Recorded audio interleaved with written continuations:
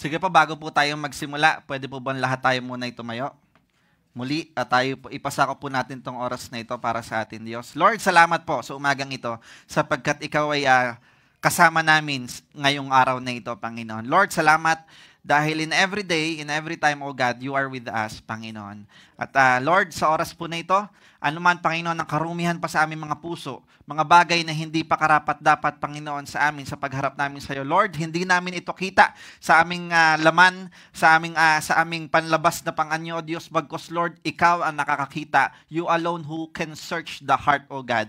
That is why, Panginoon, anuman, O Diyos, ang mga bagay na impurity, Panginoon, sa aming puso't isipan, O Diyos, amin pong isinosurrender ito, O Diyos, sa iyo. Ikaw na po, Panginoon, ang bahala dito, Panginoon. Lord, kami po na nagpapakumbaba sa iyong harapan, and we ask for forgiveness and cleansing, Panginoon, purification and sanctification, Panginoon, sa iyo sa oras na ito, Panginoon.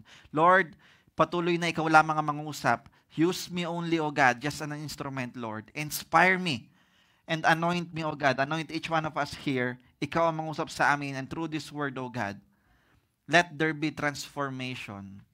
Let there be realization, O God. Let there be a conviction, Panginoon, and disciplination, Panginoon, ang siyang mangyari at mag-work sa aming kalagitnaan. Mas higit pa, Panginoon, maramdaman namin ang iyong pag-ibig sa bawat isa. At sa oras na ito, O Diyos, mas makikita namin ang pagmamahal mo sa amin sa pamamagitan ng iyong salita. Maraming salamat po sa pangalan ni Jesus. Malakas ng palakpak, and we shout amen and amen and amen. Hallelujah, hallelujah. So sige po, meron po akong tanong sa atin lahat. Ayan. Okay lang po ba magtanong ako? So may tanong ako sa atin lahat. Madalas po ba natin, or may mga times po ba na feeling natin, o sino dito yung mga nakakaranas na feeling nila parang ang layo ni Lord? Ano? Wala nakakaranas noon? Perfect na tayo. Perfect na tayo lahat. Ano? Sino dito? Sino dito naman yung mga nakaka-feel na parang si Lord hindi siya present? Ano? May mga times. Amen po ba? Amen po ba? Sino dito yung mga nakaka-feel or nakaka-experience or talagang dahil sa experience mo na yon, naisip mo na parang si Lord wala. Parang He's not present or parang tulog siya. Parang hindi niya ako pinapansin ngayon. Parang iniis na bata ako ni Lord ngayon. No, parang hindi ata kami close ni Lord ngayon. Sino po dito? Amen? Na-feel niyo po ba yon? Amen po ba? Amen po ba? Kasi ngayon po, ang pag-uusapan po natin is this. Natutulog ba ang Diyos? Diba? So may tanong tayo. The topic for today is, natutulog ba ang Diyos? Ito po yung tanong ng mga marami. It is because, alam niyo po ba, hindi lang po kayo nag-iisa. Sabihin mo sa katabi mo, hindi kayo nag-iisa. Kung na-feel mo before or from your past or even if just recently, na-feel mo na parang si Lord hindi mo kasama or feeling mo parang si Lord absent or feeling mo parang ang layo ni Lord, parang ang layo-layo ni Lord, feeling mo ganon, hindi ka nag-iisa. Alam po? Because even in the Bible, may makikita tayo ng mga character that they felt it also. They experienced it also. Ano po? So, may madaming tanong, kaya nabuo ang tanong na ito, natutulog ba ang Diyos? By Gary Valenciano. Natutulog ba ang Diyos? Natutulog ba? Diba? Si Gary V, diba po? So, naitatanong bakit? Because of the difficulties and too much struggles, sa sobrang hirap ng pinagdadaanan, parang feeling nila, wala na ang Diyos. Bakit? Kasi nga, madalas po, na-input sa isipan natin, pag ang Diyos talaga kasama mo, talagang masaya ang buhay, lahat maginhawa, di ba, maganyan, talagang lahat provided, mga senso, maganyan, ganyan.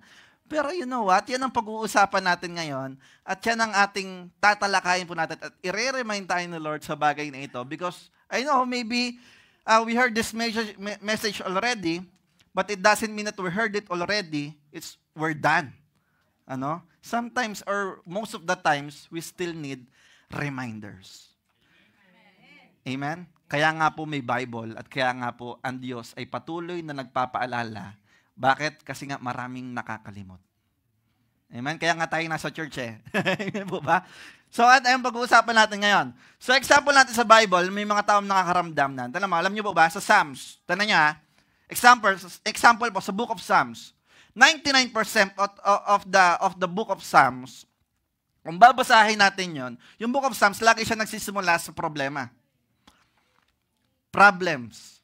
But at the ends of the chapter, lagi siyang magtatapos sa praises. Ano po? So tala niya, even yung mga nagsulat ng Book of Psalms, si David sa mga ano, kung makikita natin, yung Psalms is awit. So kanta siya. Yung Bible, yung chapter na yon, yung Book of Psalms na yon, makikita natin madalas, 99% makikita natin laging nagsisimula sa problema. Pero magtatapos siya lagi saan? Sa praises. Alam niyo po kung anong pinapakita lang yan? Ganyan po tayo. Sometimes we will face difficulties, we will face problems. But the end of the times, we still gonna praise the Lord. Bakit? Makikita natin ang pagkilos ng Diyos. Makikita natin ang pagsama ng Diyos despite of our difficulties. Amen po ba? Amen. Parang wala nakarinig. Palapakan nga po natin ng Panginoon. Hallelujah. Kaya tingnan natin sa Psalms 101, ang sinulat ni David. Why? Sabi ni David, why? Lord, do you stand far off? Why do you hide yourself in times of troubles? Imagine si David na po yan, Hindi po ako yan. Si David, si King David sa Bible po, So, ang sinabi pa sa Psalms 88, verse 13 to 14, but I cried to you for help. Lord, in the morning, my prayer comes before you. Tignan niyo po, sinabi, why, Lord, do you reject me and hide your face from me? So, tignan niyo, sinabi dito, why, Lord, do you stand far off and why do you hide yourself in times of trouble? Bakit ka nagtatago? Ba't wala ka, Lord? Ano po? Yun ang sinasabi. Yun ang mga sinasabi dito naman sa Psalms 88, verse 13 to 14. Why, Lord, do you reject me? Bakit mo ako nire-reject? Ba't ka naman nagtatago sa akin, Panginoon? Feeling nila, wala si God. Ano po? Feeling nila, nire-reject sila ni God. Sabi mo sa katabi mo, feeling mo lang yon. Amen po ba? Bakit? Kasi tala niyo po tala niyo sinabi dito sa isang quotation ng pastor, what you feel and think is always real. But not always true. Amen? Nakukuha po natin? Totoo naman yung what we feel and think is always real. Totoo po yan. Pero hindi ibig sabihin na yun yung totoo. Amen? Example po natin. Sinong naging bata dito? Lahat po ba dito nung pinanganak matanda na? Nung lumabas siya sa nanay niya matanda na, meron po ba dito yung may uban na paglabas sa, wala naman po siguro. Lahat naman tayo naging bata. Amen po ba? So, lahat tayo naging bata. Sino dito po yung mga nadisiplina ng mga magulang nila? Amen. Yung mga napalo. Amen po ba? So, di ba, nung bata po tayo, minsan naiisip natin, bakit ba ako pinapalo ng nanay ko? Bakit ba ako pinapalo ng tatay ko? Hindi nila ako mahal. Galit sila sa akin lagi. Wah! Di ba? Ganon. Pero sooner or later, nung tumanda ka, naunawaan mo. Hindi sila galit sa'yo. Ano po? So, what you feel and think is always real. Ano po? Yung nakita mo, akala mo, galit sila sa'yo, akala mo, talagang kinamumuhian ka ng magulang mo. Pero the truth is, they love you. Amen? Amen po ba? Ang totoo, kaya nila nagawa yung mga bagay na it's because they're trying their best to discipline you. Amen po ba? So what you feel and think is always real but not always true. Tala niyo po, yung mga nag-abroad, ng mga magulang nila, ano? Nung bata ka pa, mari nung mga bata ka, sasabihin mo, ay, iniwan kami ng ganito ng nanay ng tatay.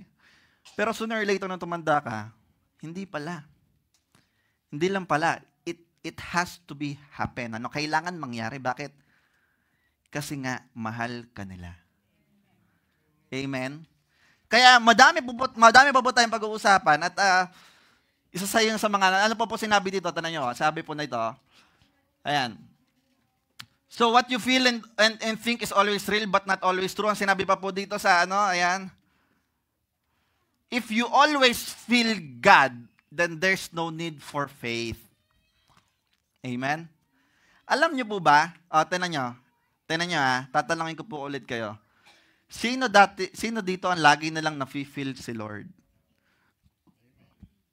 Lagi na lang nafe-feel si Lord.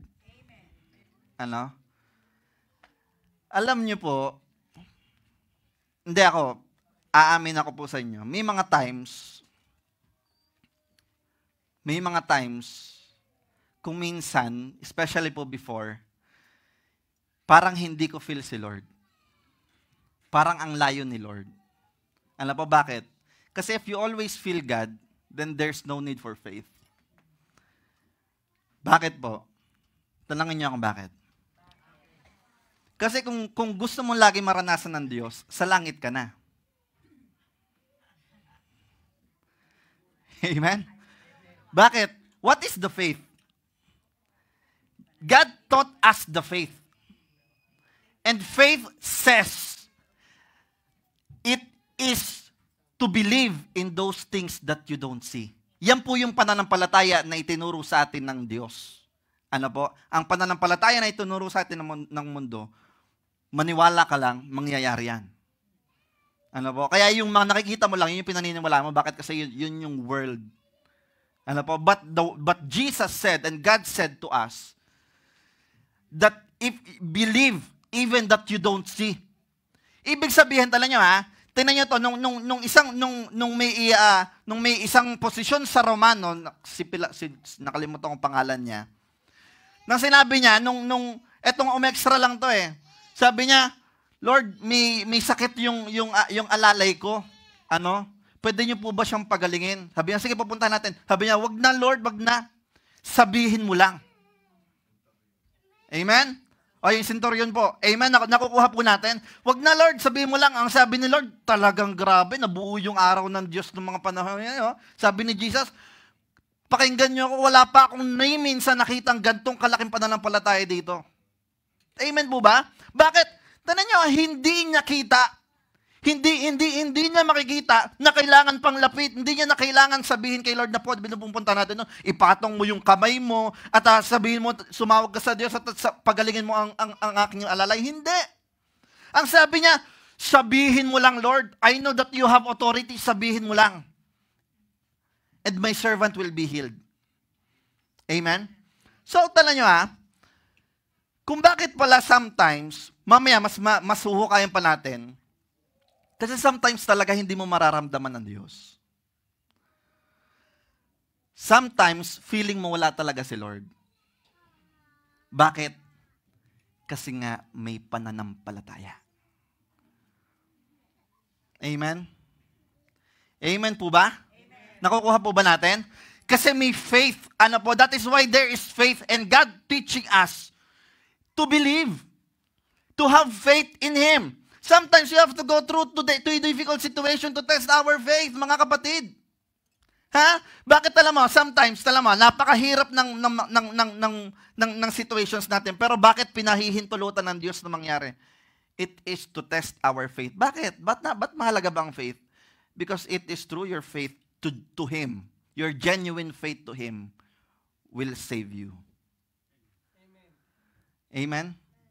Kasi kung hindi genuine yung faith mo kay Jesus at magpapalantay-lantay ka sa pananampalataya mo sa Diyos, faithful ka lang pag available ka sa Kanya.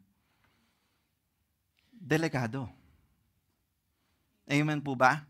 That is why God is teaching us a genuine faith. Ano po ba? genuine faith that even we feel na parang ang layo ng Diyos, we still believe. Amen po ba? So if you always feel God, sino ditong gustong laging maranasan ng Diyos? Taas ang kamay. Ilan, Lord, kunan mo na sila. Kasi nga mamaya pa, pag-uusapan pa natin. Amen po ba? Hindi mo pwede, kay we still have that. Amen po ba? Nagkakaintindihan po ba tayo? Mamaya, mas maiintindihan natin mga kapatid. Mas maiintindihan natin. Talang niya sinabi dito. Ayan, hindi ko po ulit makontrol yung controller ko. Mga media guys, pwede po bang natin? So sabi dito, why? Kasi nga ang faith, ang paniniwala at ang paghawak sa mga bagay na di mo nakikita and yet naniniwala ka na makikita mo at mararanasan mo, yan ang faith. Amen po ba? Ngayon, ano kaibahan ng hope? Tanong nyo, kasi if you, ng hope sa faith, tanong nyo, ang sinabi dito, ang ibig sabihin ng hope, ay something is possible. That is the hope. Ngayon, anong pinagkaiba ng hope sa faith? Ang faith is all things are possible. Amen po ba? Ngayon, ito na. Pupunta na tayo dito. Magbibigay ako ng 3 points. Now, I will be honest. I may not have all the points or all of the reasons, but God told me this, and God showed me this, for a reason. At ito yung papasabi sa atin ng Diyos ngayon. Why does God seem absent at times? Sa tanong, natutulog ba? Bakit parang tulog ang Diyos? Bakit parang hindi ko feel ang Diyos? Magsasabi po ako ng tatlong topics or 3 points for this day. At nawa po ay talagang mangusap ang Diyos sa atin dito. Ano po? Tingnan niyo po, sinabi dito, why does God seems absent at times? Maybe, 3 maybes po yan. You are over-sensationalizing God's presence. Anong ibig sabihin po? Tala nyo even sa mga movies, pag manonood tayo ng movies at kasama ang Diyos, laging, diba? Diba? Mga ganon? Totoo naman po, kasi yun yung describing sa voice of the Lord. Kung titignan natin na ganon talaga yung voice of the Lord, sa Old Testaments. Pero, bakit ba kailangan pag talagang talagang may mga usok-usok. Tapos pag milalabas na talagang big boss sa movie, grabe na. Si Lord na to, si Lord na. Ganun ka ba kakausapin ng Diyos? Ha? Kaya tala mo mga kapatid, pag normal ang araw, pag talagang ang araw lang ay walang supernatural things or walang signs and wonders na nangyari, akala natin absent si Lord. Amen po ba? Kasi nga, nagdepend na tayo sa pananaw natin na ang Diyos talaga makapangyarihan at super wonderful things talaga mararanasan. Kaya pag nangusap ang Diyos, Orlan, halika. Tinatawag kita para kay Lord. Di ba? Mabig. Di ba? Hindi naman ganun. Tapos may mga usok-usok. Tapos may kidlat sa babo. Di ba? Hindi naman ganun. Minsan mangungusap ang Diyos, even in your regular days habang nagtatrabaho ka. Minsan mangungusap ang Diyos, minsan habang naglalakad ka. Minsan habang nagdadrive ka. Bakit? Kasi si Lord present eh. Kaya kahit minsan pag walang mga signs and wonders, pag may mga kaguluhan, akala na natin, absent si Lord. Kasi nga, we over-sensationalize God's presence. Mga kapatid. Ha? Amen po ba? Kaya tanong nyo maybe may mga nagtatanong, Lord, bakit nangyayari ito sa bansang Pilipinas kayo napakagulo na? Parang magkakaroon na ulit ng People Power Chapter 2. Chapter 3. Ano po? So bakit, Lord, ba't mo pinapabayaan ng Pilipinas? Ba't may mga absent ka ata, Lord? No. God is working. Amen? Kahit sa mga regular times or kahit sa mga bagay na akala natin, falang feeling natin wala lang, pero God is there. And God is working. Amen po ba? Amen po ba? So kaya tala nyo ang sinabi dito, Tala nyo, sa John 6:30, tala nyo sabi, So they ask him, what signs then will you give what we may see it and believe you? Yan, problema. What will you do? Yan ang sinasabi natin no? Tala mo tinan nyo to, sino to? Si Samson, mamaya pa yan. Ipapaliwanag ko pala to. So, ganyan tayo. Basahin ulit natin, himay-himay natin. Sa verse 30, John 6:30, so they ask him, what signs then will you give that we may see it and believe you? Mga kapatid, ganyan tayo madalas. Ganyan tayo madalas. Laging may signs dapat si Lord. Para lang maniwala tayo. Bakit ganyan nga naman tayo? In order for us to believe. Tala nyo, kahit yung sa 12 disciples, si Thomas, kaya siya may nickname na napakaganda. Anong nickname ni Thomas? The Doubting Thomas. Bakit? Kasi nga si Jesus na buhay na, hindi pa siya naniniwala. Sabi, hindi ako naniniwala dyan, hindi ba? Anong sinabi nung time na nakaharap na niya si Jesus at nabuhay na siya talaga after 3 days? Anong sinabi niya kay Thomas? Thomas, blessed are those who believe even that they did not see. Amen? Kahit yung mga hindi pa nakakakita, hindi pa nila nakikita, hindi pa nila nararanasan, blessed are those who will believe. Wala ka, kulang ka sa finances, claim it, Lord will provide. Blessed are you who will believe even that you did not see. Wala pang kagalingan pero naniwala ka na, magaling ka na. Blessed are you who will believe. Amen po ba? Palakpakan nga po natin ng Diyos. Ayan. So, tanan nyo kasi talagang tayo masyado nating ino-over-essentialize ang Diyos Talagang laging kailangan may signs. Talagang yung minsan yung mga, Lord, yung lalabas Diyos sa pintuan, siya na yun. Talagang matindi, matindi, no? Lord. Gaganto pa. Lord, pag hindi tumila ako kung manok, hindi ako papasok. Mga matindi. Lord, pag blue ang suot niya bukas, nako, siya na talaga. Malakas. Sino nagbibigay ng signs? Ikaw ba talaga o ang Diyos? We see, kasi nga we over-sensationalize God's presence That is why, pag natural lang ang akala natin, si Lord hindi absent. Kaya komportable ka na lang sa faith mo. Kaya, nagiging madali na lang minsan sa'yo ang gumawa ng kasalanan. Kasi sometimes you feel God is absent. Amen? Amen? Bakit sa church, tala nyo kasi hindi ko sinasabi dito, maybe sa ibang church. Bakit madami mga Christians, pag napunta sila sa church, wala naman nagmumura. Wala naman nagiinuman. Wala naman mga naninigarilyo. Wala namang mga nag-uusapan ng mga malalaswang usapan. But why? After they go out to the church, naiiba. Bakit may session na ulit ng inuman? Bakit may pagmumura na naman? Kasi nga akala nila, paglabas nila sa church, naiwan si Lord sa church. Amen? Amen po ba? Kaya minsan wala tayong takot gumawa ng kasalanan sa Diyos. Akala natin absent si Lord. Kasi we over-sensationalize God's presence, mga kapatid.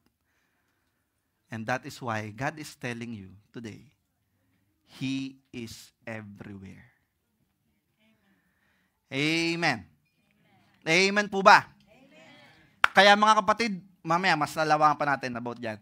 Tanong niya, sinabi dito, sino to? Si Samson. Macho, guwapito, mahaba ang buhok, So sino sa lahat ng breed ng tao, hindi half Israelites, hindi naman siya half sa pure human 'yan. Wala siyang lahing gorilla pero malakas lang po talaga siya. At talagang dahil siya malakas, hindi po siya dahil siya ay malakas, kung hindi because God is with him. Amen po? So kung babasahin natin yung story ni Samson, hindi po masyado nagiging popular ang dalawang to. Sino tong dalawang to? Sino yan? yung magulang ni Samson, anong pangalan niya? Si Manoah at saka si Mrs. Manoah. Hindi po nabasa, may highlight po dapat yan. Si Manoah at saka si Mrs. Manoah. Ano? So walang pangalan kasi, so si Mrs. na lang. Ano po? So anong nangyari sa kanila? May story po sa kanila sa Judges chapter Judges chapter 13. Ang sinasabi po diyan, kayo na lang po magbasa, masyadong mahaba. Ang sinasabi po diyan na ito, nagpakita ang isang angel sa kanila. Doon sa isang asawa, At sinabi, magkakaanak ka at yung anak mo magiging malakas at magiging leader ng Israel. Pero bawal siyang putulan ng buhok, bawal siyang pumawak sa patay, bawal siyang makipag-isa sa hindi niya pananampalataya, may isa pa, At tapos sinabi niya, kunento niya, darling. Sinabi niya, magkakaanak daw tayo. Sabi niya, ha? Sino sabi magkakaanak pa tayo? Ha? Ganyan. Tapos ang sinabi, ang nangyari, nagpakita ulit ang angel dun sa asawa. Nagpakita ulit yung angel at this time sinama naman niya si Manoah. Ang sinabi ulit, ganyan. Ito yung mga mangyayari. Tapos mag-offering kayo. Nag-offering yung dalawang mag-asawa, lumaglag yung apoy. Boom! Nagkaroon ng apoy doon sa offering. Katulad na sinabi ko po sa inyo, every sacrifices, there is fire. Amen? So nagkaroon ng apoy doon sa sacrifices, bang! Tapos nawala yung angel. Ano sinabi ng Manoah? Tignan niyo si Manoah. Sabi niya, hala. Hindi pala tao yung kaharap natin, hindi pala tao yung kasama natin. Anghel pala yun. Imagine. Anong pinapoint natin dito sa storyan to? Sometimes, mga kapatid, hindi natin nare-recognize ang presensya ng Diyos kahit nandiyan na. Amen? Nandiyan na yung presensya ng Diyos, pero the problem is, you don't recognize it. Nangungusap na ang Diyos, pero the problem is, you don't know what His voice. Nagpapakita na ang Diyos ng pangitain. The problem is, you don't know it. Kasi nga, you over-sensationalize God's presence na kailangan pag ang Diyos nang usap, Moses. Di ba? Tapos may maliwanag na, di ba? Tapos mangungusap. Alam niyo, ba't hindi na-realize ni Mr. Manoah na yung anghel na yung kaharap niya? Kasi yung niya, parang tao lang din eh. Kasi talaga ang nag-mark sa atin, sa ating mga tao, pag anghel, kailangan lumilipad. Di ba? Tapos may pakpak. Mga kapatid, kung aaralin natin theologically ang Bible about the angels, baka matakot tayo sa ilan sa kanila. Because some of the angels doesn't look like angels. Kasi ang akala lang nating angel, tao na may pakpak, na may bilog dito, tapos, di ba, Pedro, matulog ka na, Pedro, di ba? Akala natin ganun lang. Pero hindi po, madami pong klaseng angels, may madaming pakpak, nasa pakpak nila may mga mata, may mga bilog lang na puro mata, but they are angels. The seraphim, di ba? Madami po. Sila, iba't ibang klase, kung iisa-isay ko po sila, matagalan tayo. Mga 9 po yun. So, tingnan natin Ayan, but yan, gumagalaw yung ko. Yan, salamat po. At, ayan, so i-move na natin. So, bakit? Tanong niyo, sinabi dito. Ang sinabi dito sa Philippians chapter 4, verse 6 to 7, sa ESV version, ang sinabi dito, do not be anxious about anything, but in everything, by prayer and supplication with thanksgiving, let your request be made known to God. Mga kapatid, dito sa ating babasahin na ito, hindi man ito yung pattern, pero this will give us a hint coming from the Lord. How are we going to recognize Him, and how are we going to experience Him every time? Taniyo, isa-isahin po natin Isa-isahin po natin. Do not be anxious about anything. Ang sinabi, but in everything, by prayer and supplications with thanksgiving, let your request be made known to God. Taniyo, Another one. Ayan, pwede po bang paano? Nawawala-wala po ako. Ayan. So, paano na lang natin para hindi tayo ma-distract? But in everything, tanong nyo by prayer and supplications, with thanksgiving, let your requests be known to God. Ngayon, ano po ba ito mga ito? Dalawa po yan. Anong pinagkaiba ng prayer at supplications? Dito tayo magbibigay ng diin. Sa prayer and supplications. Ngayon, ano yung pinagkaiba ng prayer and supplications? Because sometimes, mga kapatid, or most of the times, ang prayer, gine-generalize na lang natin. Sa prayer, kasi nga, alam mo dito na yung kasama na yung paghingi, kasama na yung pagganyan, kasama yung pag-ask, mga ganyan. Pero si Lord dito, pinapakita niya, hindi pala. May prayer at may supplications tayo. Ano po yung pinagkaiba na yan? Prayer, ano po yung sinabi niyan? Talking with God. Sa pananalangin, makipag-usap ka muna. Amen? Sa supplications, saka ka humingi. Kasi alam mo ang problema, marami sa tao, marami sa Kristiyano, kilala lang ang Diyos pag may kailangan silang hingiin. Kahit hindi nila kinakausap ang Diyos. Pero ang Diyos, grabe, uhaw na uhaw siya sa presensya mo. Kasi gusto kanyang makausap palagi. At kinakausap ka ng Diyos palagi. Ngayon, tanong nyo, ang prayer, ang sinabi dito, kung tatagalogin natin dito, do not be anxious about anything. Huwag daw tayo mabahala sa lahat ng bagay. But in everything, sa lahat ng bagay, makipag-usap ka muna, saka ka humingi ng may pasasalamat. Let your request be made known to God.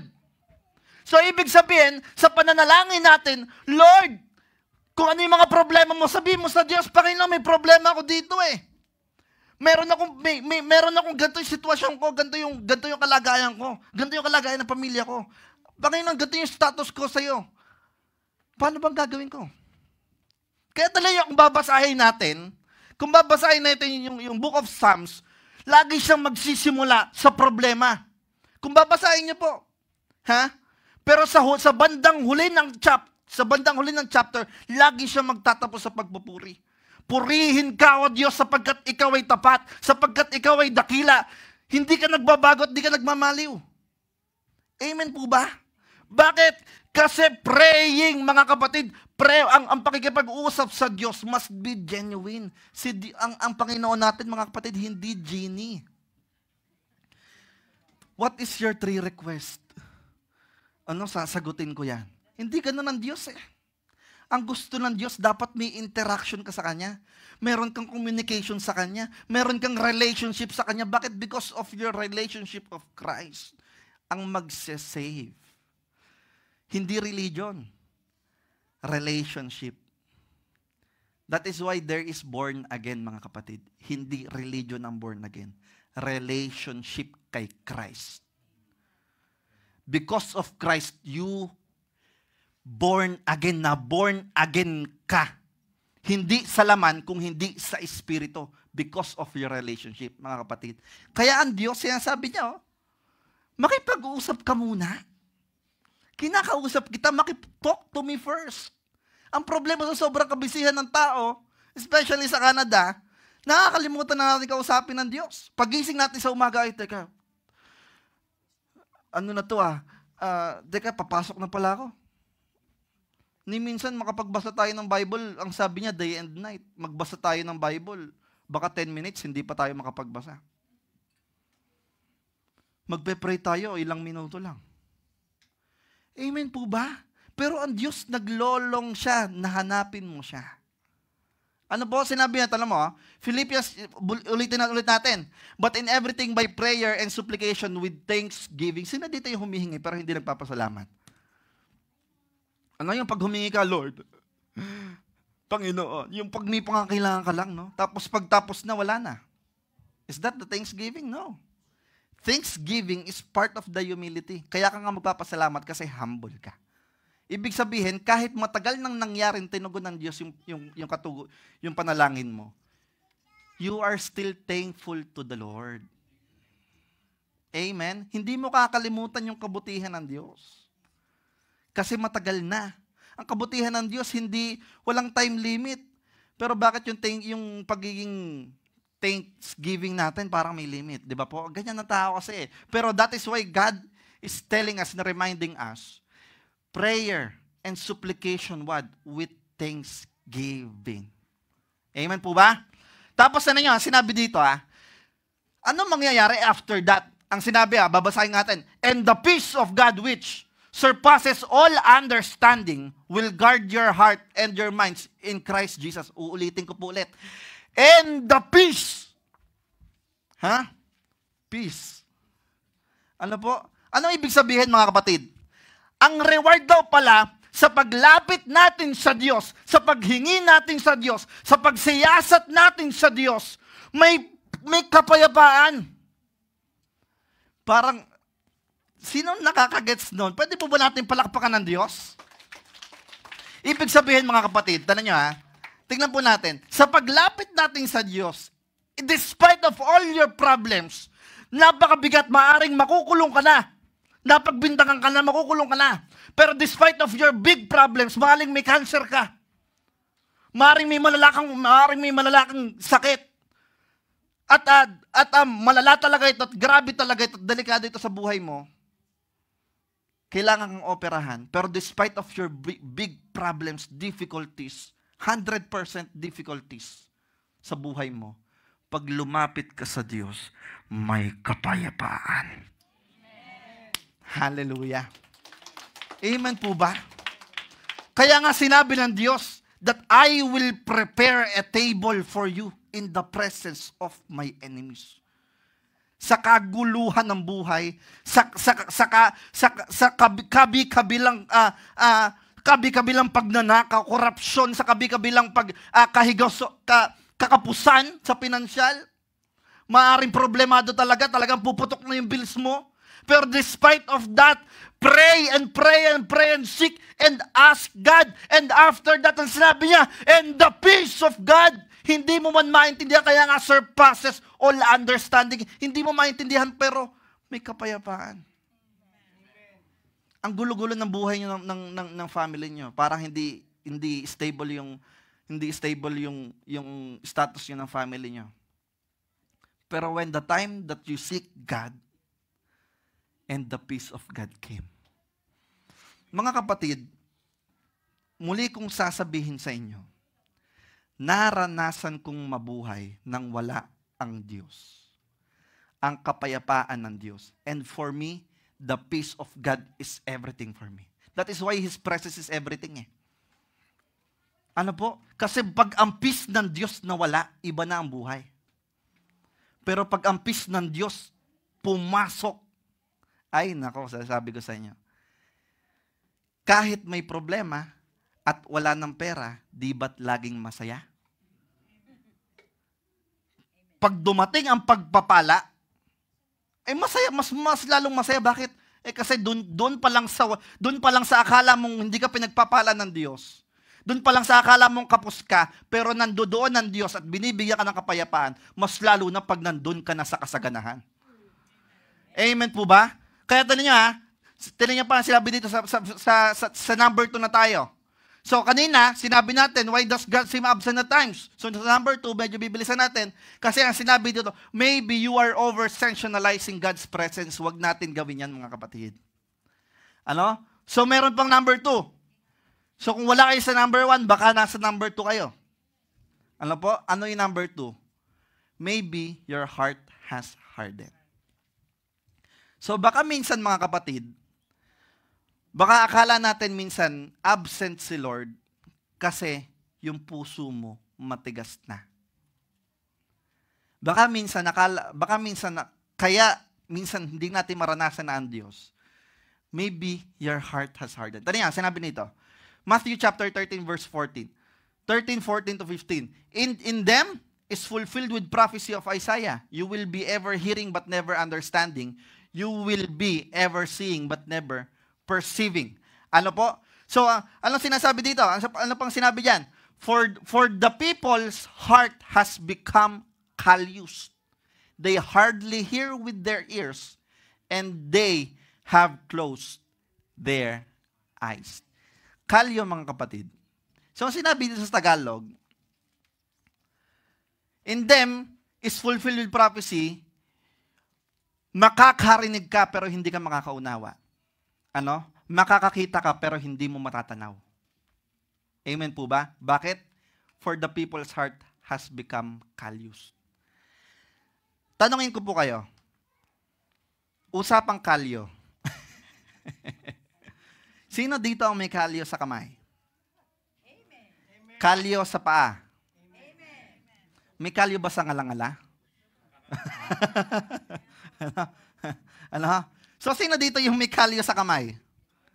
Ngayon, ano yung pinagmumulan ng kalyo? Diba? Friction. Amen? So, tanong niya, yung may mga kalyo sa kamay, kurutin nyo nga yung kalyo nyo. Diba? May nararamdaman ba kayo? Pag may nagsabi yan ng ouch, hindi kalyo yun. Baka kulugo yun. ano? Ano? So, tanong niya, may nararamdaman ba kayo sa kalyo nyo? Wala. Bakit? Kasi nga makapal eh. Amen po ba? And kasi yung kalyo, nabubuo siya sa frictions. So, yan yung sinasabi pala ng Diyos. For this people's heart has become callous. Wala nang maramdaman. Alam niyo po ba, dumating yung time na kaya kong maglaro ng basketball nang nakayapak lang sa Pilipinas na espalto ang pinaglalaroan ko. Nung talagang, kung gaganon pa ako dyan, pero nakayapak lang ako. Bakit? Kasi nga, kalyado. Nasanay po ako na sa Pilipinas, talagang yung tsinelas ko, ilalagay ko dito kasi pag naputol, sayang na naman yon. Pag naputol yung bilog nun, lalagyan ko pa ng tornila, hindi kawad, yung pako. Pako mas matibay eh, kawad, yumuyupi eh, no? Yung yung pako mas para pag hindi na siya di ba? So yun yung madalas na nasisira po, di ba, yung bilog. Diba? So, lalagyan ko yon. So, pag maglalaro kami magkakaibigan, pag magtatakbuhan kami, nilalagay ko dito yung tsinelas ko para mas mabilis ako. Para mas mabilis ako plus speed yun eh. Tapos, nagkakakalyo pala doon. Hanggang sa sooner or later, nare-realize ko na nakakapaglaro na ako kahit kaya ko na maglaro, kahit nakayapak lang ako. Pero nung nakarating na ako sa Canada, mga kapad, napansin ko parang di ko na kaya maglaro na nakayapak eh. Parang social na tatumpa ako. Ba?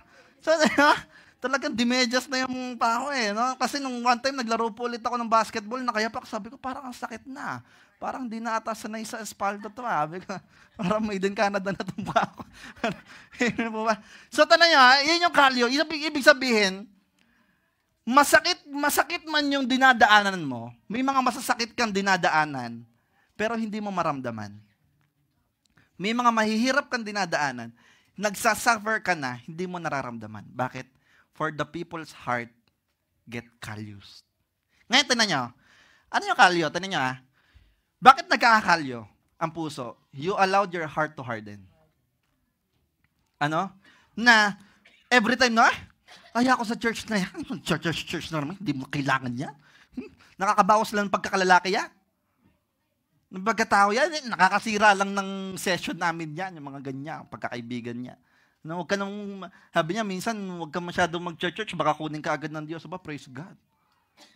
Di unahan ko kayo. At least, masarap ng buhay ko. Di ba po? Bakit ba pagdating sa church, parang allergic ang tao? Di ba? Parang, mangangati ako dyan. Di ba? You allowed your heart to harden. Bakit? Tanong nyo Kaya, ang daming mga tao, antitigas talaga. Talagang hindi mapalambot ng Diyos. Just recently, tanong nyo, sa pag-stand ng isa nating kapatiran, pinatay siya. Si Charlie Kirk. Amen? At makikita natin, because of that person, lots of people in every nation get revived. Kasi kumikilos po ang Diyos. Hindi po dahil may masaklap na nangyari, absent si Lord. No.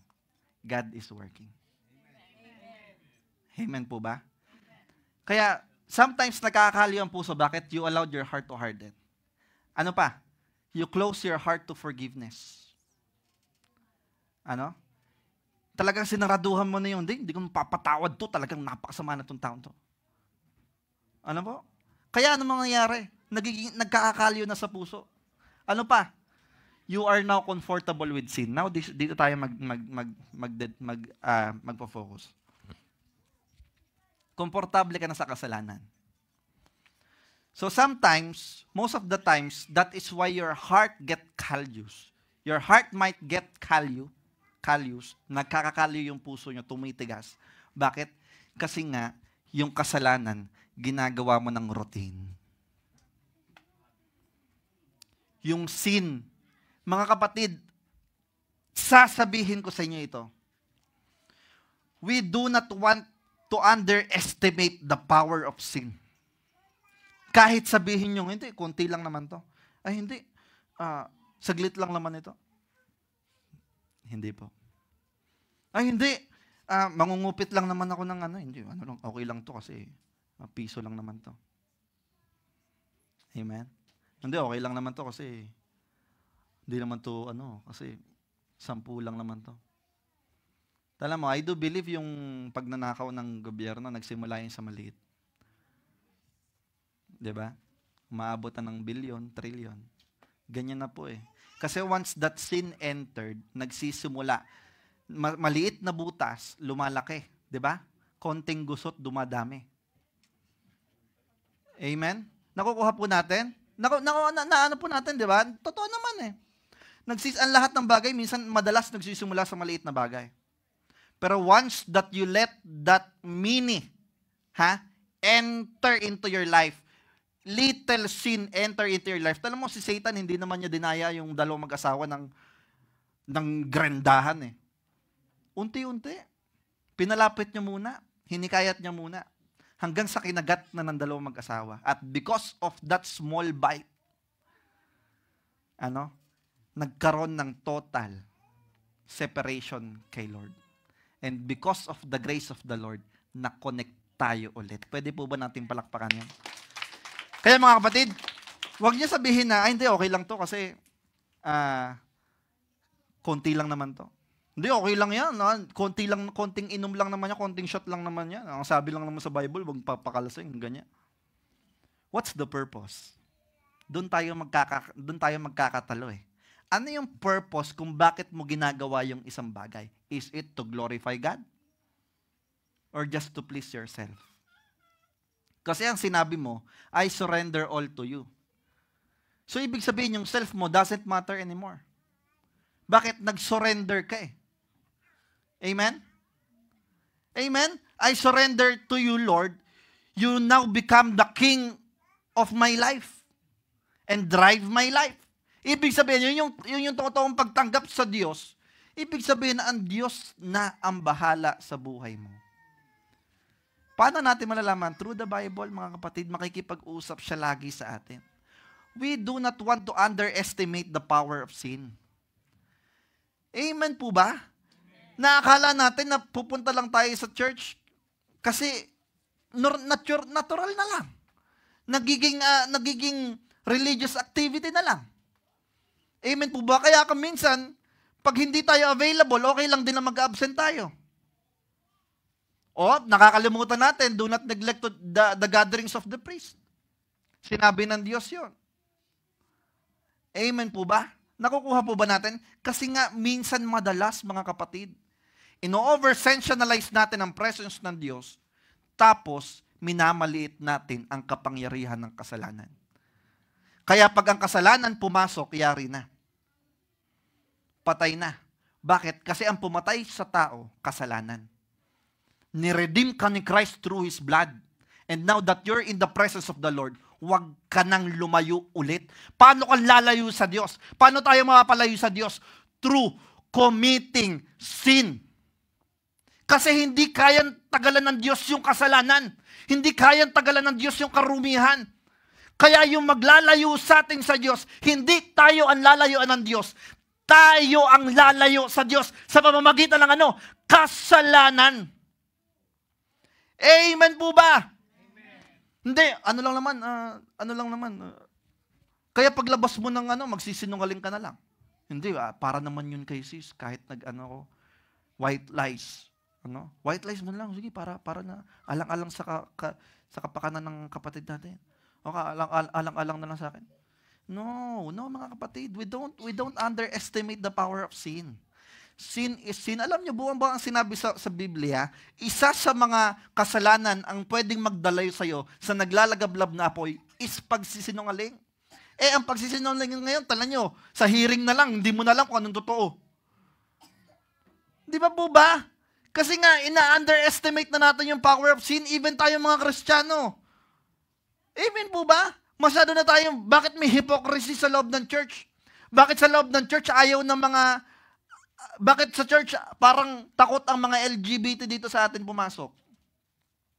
Kasi natatakot sila na pag pumasok sila sa atin, sa mga Kristiyano, mahuhusgahan sila. No, we don't judge them, mga kapatid. We love them, but we don't tolerate yung kanilang ginagawa. Hayaan nating ang Diyos ang mag-transform sa kanila. Kailangan nga natin silang ma-invite sa presensya ng Diyos para sila mabago. Kasi hindi tayo magbabago sa kanila, ang presensya ng Diyos.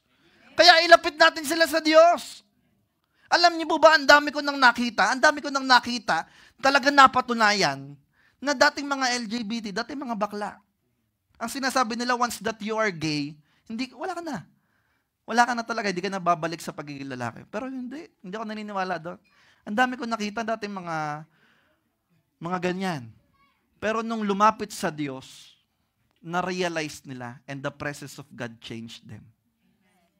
Transformed them into a real person. Amen? Kaya mga kapatid, huwag nating maliitin ang kapangyarihan ng kasalanan. Tanong nyo, sinabi pa ako. Ang sinabi, Isaiah chapter 59 verse 2. It is your sins that separate you from your God. He turns away from you when He sees them. Amen. So, sabi ko kanina, hindi talaga kayang tagalang kasi ng Diyos yung kasalanan. Kaya nga, nung nagkasala ang tao, kahit sa maliit na kagat ng apple, o ng prutas, o ng durian, kaya ba nila kagatin yung durian ng may balat? may durian kaya sa Garden of Eden noon? So, di ba? Di ba, yung prutas na yun, nung pagkagat nila yon ng chiko, masarap yung chiko eh. Favorite ko yun eh. Kaya siguro naakit sila doon. Wow, matamis to. So, masarap yung chiko eh. Nung pagkagat nila sa prutas, maliit na kagat lang, ano nangyari? Separation to God. Mga kapatid, we do not want us to get separated from the Lord. Kasi ang tanging isa lang ang makakapagligtas sa atin, ang Diyos. Ang tanging isa lang ang makakapag-provide ng mga kailangan mo, ang Diyos. Sometimes, kahit hindi ka masyadong maghirap, hindi ka masyadong mag-suffer, God will provide it. Bakit? Kasi nga, pinagtitiwalaan mo ang Diyos at ang Diyos present. Kung bakit minsan kailangan mo maghirap, kailangan mong kumayod ng 3 jobs, 4 jobs, 5 jobs, 6 jobs. Tapos may lepok pa. Di ba? Bakit kailangan mo magkumayod ng mga ganyan? Hindi ka na magkanda o gaga sa mga bayarin mo. Bakit? Kasi nga, kinakalimutan mo ang Diyos. You underestimate the power of the sin. Mga kapatid, we do not want it to happen into our life. Let's not underestimate the power of sin. Pag alam nating mali, mali na. Labanan natin sa biyaya ng Diyos. By the grace of God, Lord. Please. Pag may temptation, takbo na. Amen. Pag alam mong mahina ka na sa pag-inom, lapit ka pa ng lapit doon, ano ka pa eh. Di ba? Mahina ka na sa mga malalaswang bagay, doon ka pa lumalapit sa mga tao nag-uusap ng mga ganon. Amen po ba? Amen po ba? Nakukuha po ba natin? Hindi natin pwedeng maliitin yung kapangyarihan ng kasalanan because the power of the sin when it start to came, pag ito'y nakapasok kahit sa maliit na butas, lalaki ito. Hanggang sa sisirain ka nito, hanggang sa ilalayo ka nito sa Diyos, sisirain to pati pa family mo, pati ikaw sisirain ito. That's the power of sin, mga kapatid. Nagsisimula siya sa maliit. Tanong yung Pilipinas ngayon. Pero salamat sa Diyos, inaayos niya ulit. Palakpakan nga po natin ng Diyos. Ano pa? Kanina, maybe your heart has hardened. Ngayon naman, mga kapatid, maybe hindi ka masyadong makarelate dito sa dalawang topics, sa dalawang points na sinabi natin. Pero I can say that dito sa tanong na to, why does God seem absent at times? Ito ang pinakamahalagang sagot. Ano po? This is the main point of why does it happen. Kung bakit minsan nafe-feel natin absent sa Lord. Ano po yan? Maybe God wants you to draw you closer to Him. Amen? Alam niyo po, tulad na sinasabi ko sa inyo, madalas talaga, minsan parang ayaw niyong pumunta sa church. Minsan parang ang hirap manalangin, magbasa ng Bible. Or minsan, mafe-feel niyo talaga parang si Lord absent siya. Because of your difficulties, struggles. Lord, bakit mo naman hinayaan mangyari to? Kaya minsan yung mga iba, nagkakaroon na ng sarili na lang theology. Because of that happens, God is not existing. Kung may Diyos talaga, ba't nangyayari yung mga ganyang bagay? Kung Diyos talaga, bakit may mga gantong bagay? Diba? Kung gusto mo ng walang mga masasamang bagay, let's go to heaven. Pero we are here and difficulties will come, problem will come, hard times will come. Bakit? Kasi nasa training ground tayo, mga kapatid. I-develop tayo ng Diyos dito. Ikaw ba masasabi mo ba 100% na yung level ng pananampalataya mo? Ha? May makakapagsabi ba dito perfect na yung buhay niya? Wala naman po, 'di ba siguro?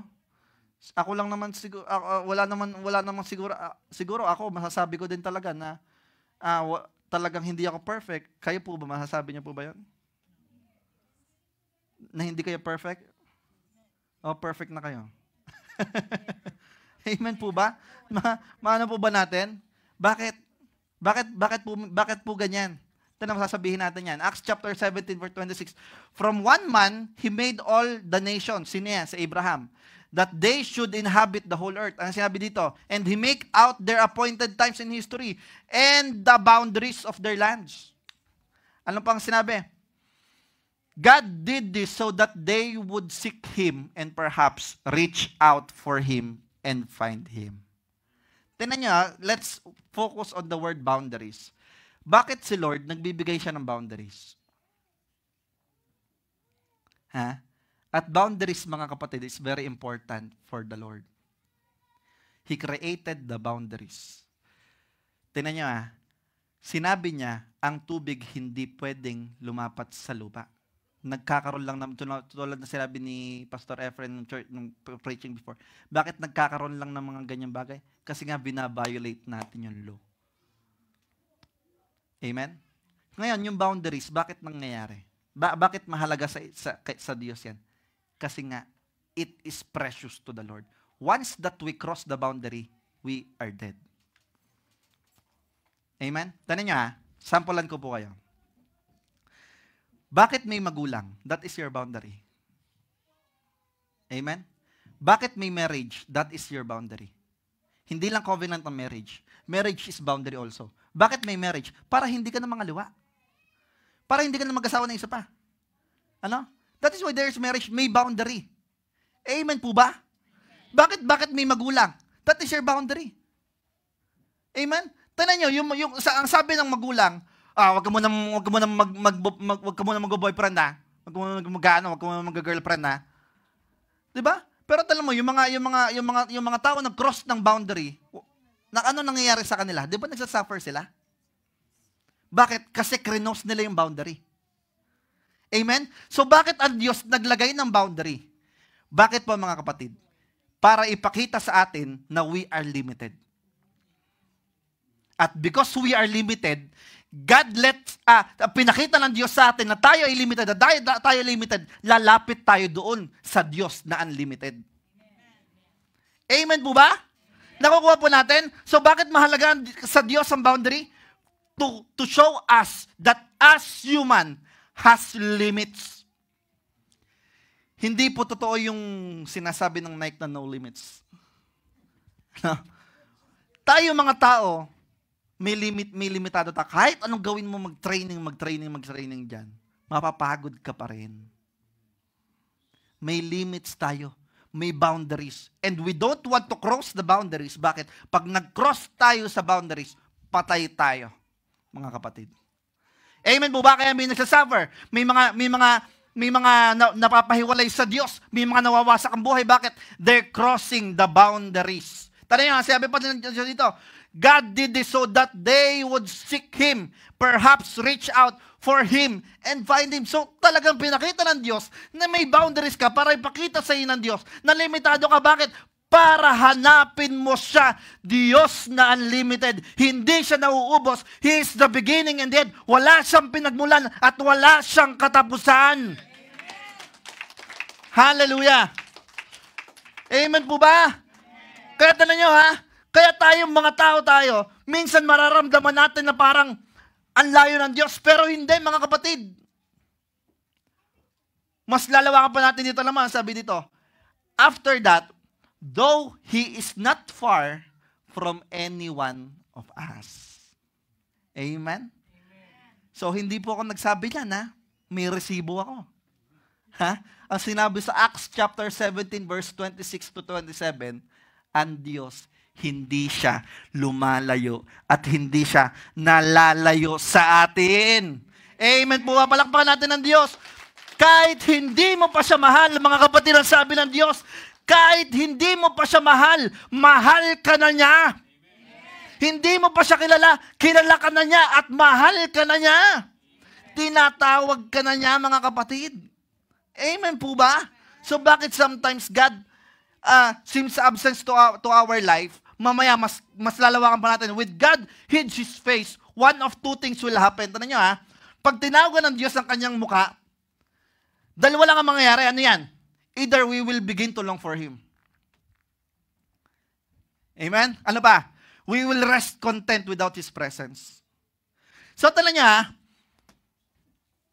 pag tinago pala, minsan pala, inaalaw ng Diyos na hindi siya magparamdam. Tanong nyo to ha. Sino dito ang may mga barya-barya sa sahig ng bahay nila? Yung mga 25 cents. Yung mga 10 cents. Pinapansin nyo ba? Di ba hindi na? Pero pag nakakita kayo ng $100, yung mga $100, nako, di ba? Minsan kahit nga naligaw kayo sa kalye, tapos may nakita kayong, kahit $2 lang, tatapakan nyo na yun no? Tapos gaganyan-ganyan lang kayo dyan, di ba? Tapos di ba? Bakit? Kasi nga, it's important to you. Amen? Pero sometimes ang Diyos hindi na nagiging importante sa atin. Kaya ang Diyos minsan, nagtatago muna. Hindi muna nagpaparamdam. Bakit? Para ma-realize mo, either we will begin, magsisimula ka ulit na maglong sa Kanya. Amen? Kasi pag minsan, pag ang natural na lang ang bagay, parang nawawala na lang importansya sa iyo Yung 10 cents, parang wala na lang, sige, pakalat-kalat na lang dyan. Pero pag dumating yung financial crisis, teka, nasan ba yung 10 cents na yun? Mahalaga yun Talagang, sayang din yung 25 cents na yun. Nasaan ba yung $1 na yun, di ba? Teka, nandito yung $1 na yun kanina. Teka, di ba hinahanap mo bigla? Bakit kasi na-realize mo na mahalaga pala siya? Pero pag ang isang bagay, nagiging natural na lang sa'yo, minsan nine-neglect mo na lang, hindi, okay lang yan. Di ba po? Pero pag dumating ang times na marirealize mo, kailangan ko pala to. Maglolong ka sa Kanya ngayon. That is why God distance Himself. Hindi siya nagdi-distance. Hindi siya nagpaparamdam minsan sa atin. Bakit? Para maglong tayo sa Kanya. Amen po ba? Palakpakan muna natin ang Diyos. We will rest content without His presence. Ano po? Tanong mo, ano pa? Jeremiah 29 verse 13 to 14, when you seek me in prayer and worship, you will find me available to you. Tanong nga, sinabi dito, seek. Mag-focus tayo sa salitang seek. Ano yung sinabi dyan? If you seek me with all your heart and your soul. Ano yung seek? Ha? Ano yung pinagkaiba ng seek sa find? Tignan niyo po example ko.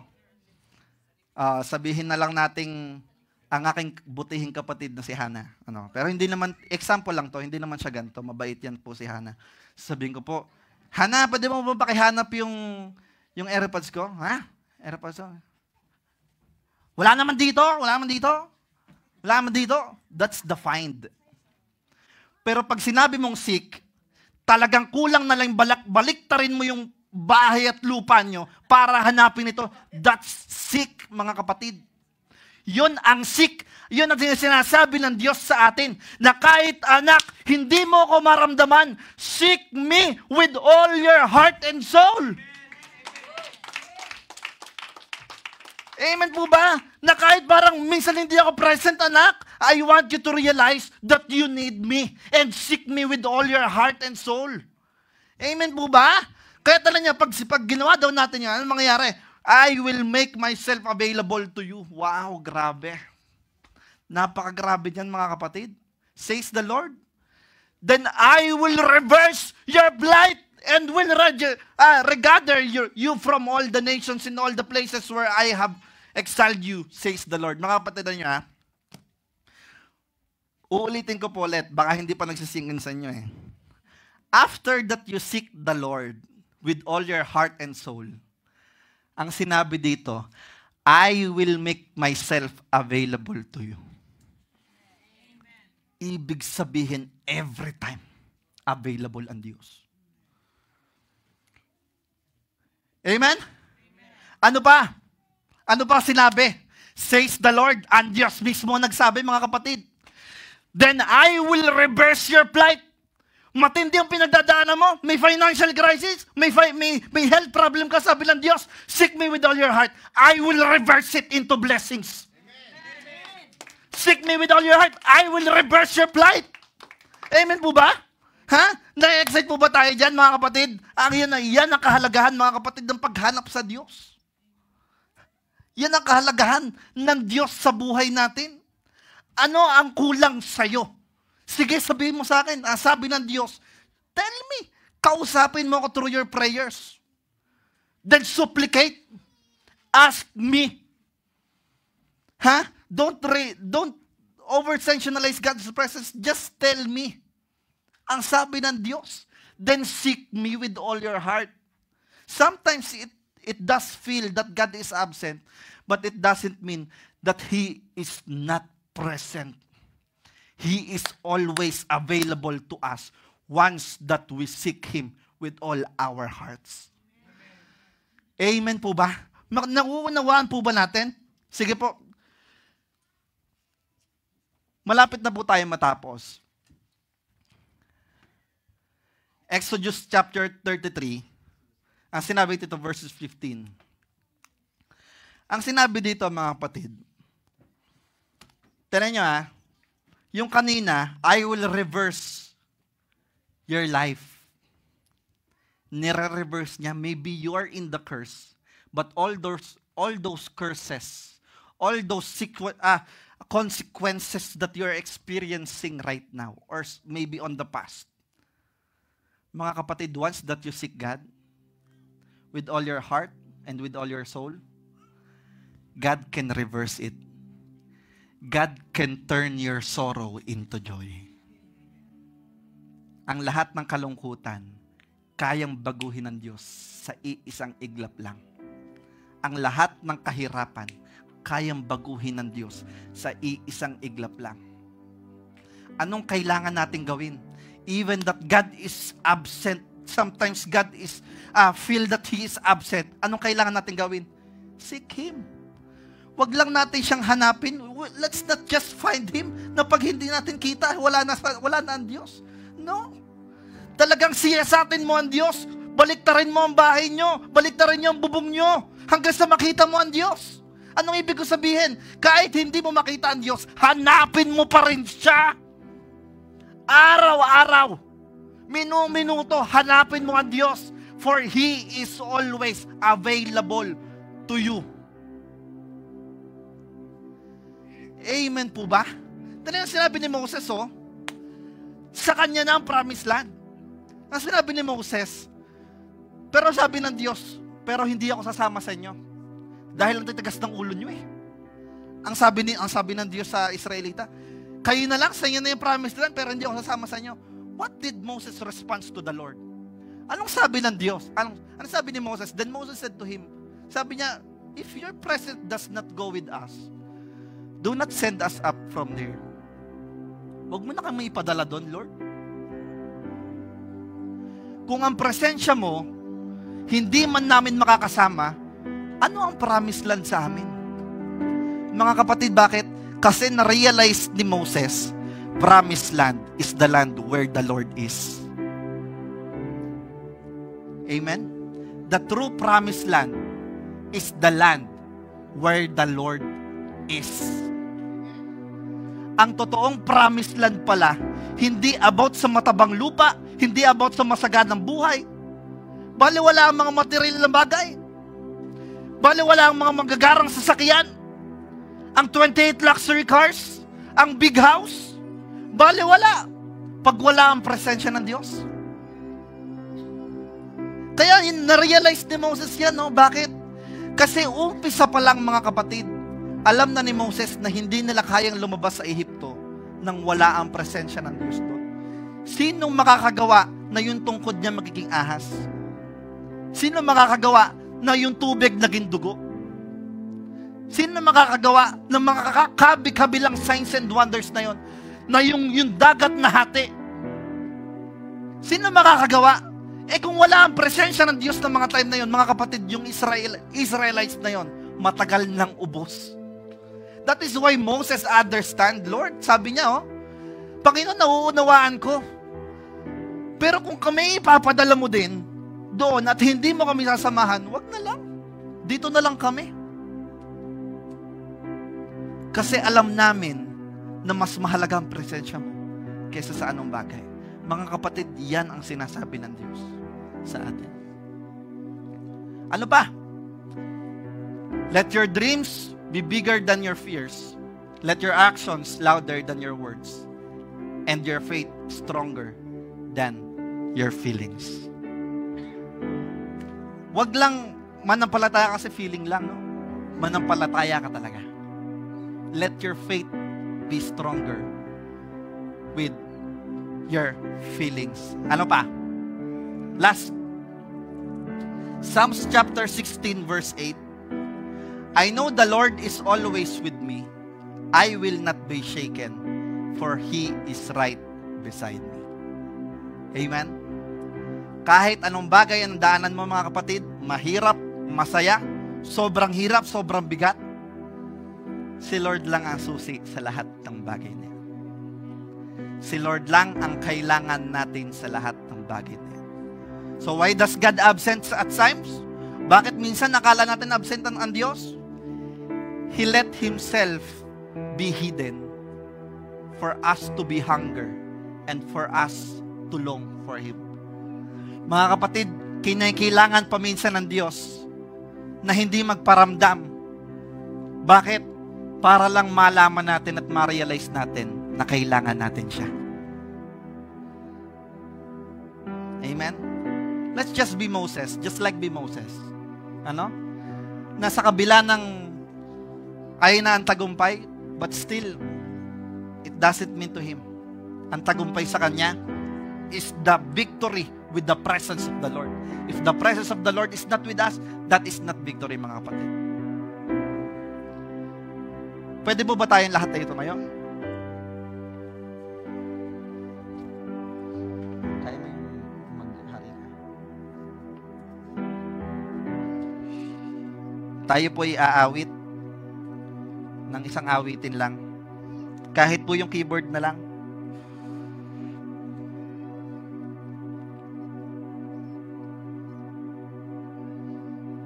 Hallelujah. Mga kapatid, alam nyo, mahal na mahal tayo ng Diyos kung bakit niya tayo kinakausap ng ganito. And right now, I want you to focus your attention to Him lang. Maybe You are one of the person that we tackle right now. I don't know your life. Hindi ko kayo kilala.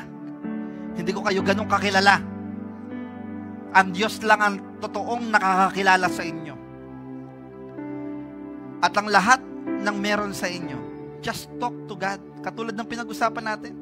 Makipag-usap ka sa Diyos. Hayaan mo na ang Diyos ang kumilos sa buhay mo. Ang maghari sa buhay mo sa oras na ito.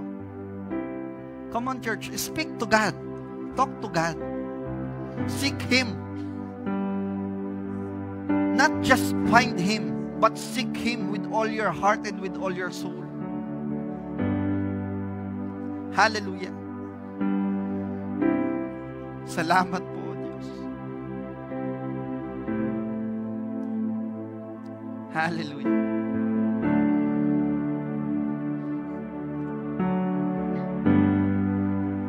Tugon ng aking puso sa iyo, Panginoon. Yes, Lord. Ay mag-alay ng papuri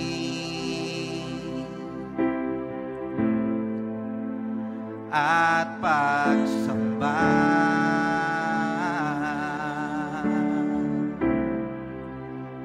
dahil sa iyong pagmamahal, katiyakan sa buhay ko'y taglay. Sambitin natin ito sa Diyos, mga kapatid. Mapalapit sa iyo ang nais ng puso ko. Yes, Lord. Mapalapit sa iyo ang tanging nais kong gawin. Maghari ka ngayon at magpakailanman. Mapalapit sa iyo ang nais ng puso ko. Yes, Lord. Mapalapit sa iyo ang tanging nais kong gawin. Maghari ka ngayon at magpakailan. Minsan pa, mga kapatid, maging isang panalangin. Mapalapit. Come on, church. Yes, Lord. Yan ang aming dalangin sa iyo, Diyos. Mapalapit sa iyo ang tanging nais kong gawin. Maghari ka ngayon at magpakailanman. With all of our hearts, mapalapit sa iyo. Come on, church. Come on, church. Hallelujah. Mapalapit sa iyo ang tanging nais kong gawin. Maghari ka ngayon at magpakailanman. Maghari ka ngayon at magpakailanman. Hallelujah. Lord, salamat po for being present in our times every time. Hindi ka natutulog, Panginoon. Hindi mo kami nilalayuan at hindi mo kami iniiwanan. O Diyos, minsan lang talaga kailangan mong gawin ito para ma-realize namin mas lalo na kailangan ka namin sa buhay namin. Kaya salamat, O Diyos, sapagkat binigyan mo kami ng paalala muli ng iyong salita na kahit sa anong sitwasyon ng buhay namin, masaya man o malungkot, maganda man o mabuti, ikaw ay aming hahanapin. Ikaw ay aming sisiyasatin. Ikaw ay aming lalapitan. At magdedwell kami sa presensya mo, Diyos.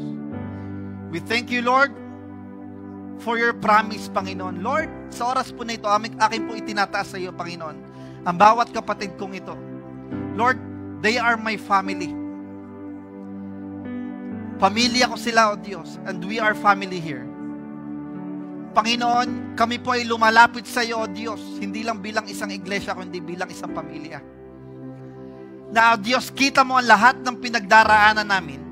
Kita mo, O Diyos, ang lahat ng estado ng buhay namin, ang estado ng pananampalataya namin. Panginoon, improve us, O God, and all the curses that has been uttered unto us, Lord, we reverse it in the name of Jesus.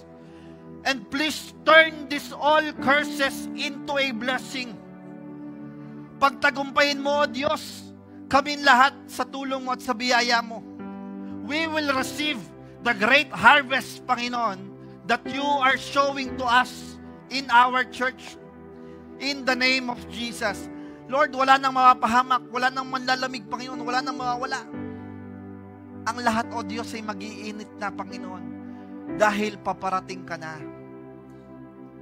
At, O Diyos, bigyan mo kami, Panginoon, ng patuloy, mas lalo pang kauhawan at pagkagutom sa iyo. At ang lahat ng aming pangangailangan ay i-provide mo. Maraming salamat po. Mahal ka namin, O Diyos. Sinasamba ka namin at niluluwalhati namin ng iyong dakilang pangalan. Sa tanging pangalan ni Jesus. Amen and amen and amen. Malakas po na palakpak para kay Jesus.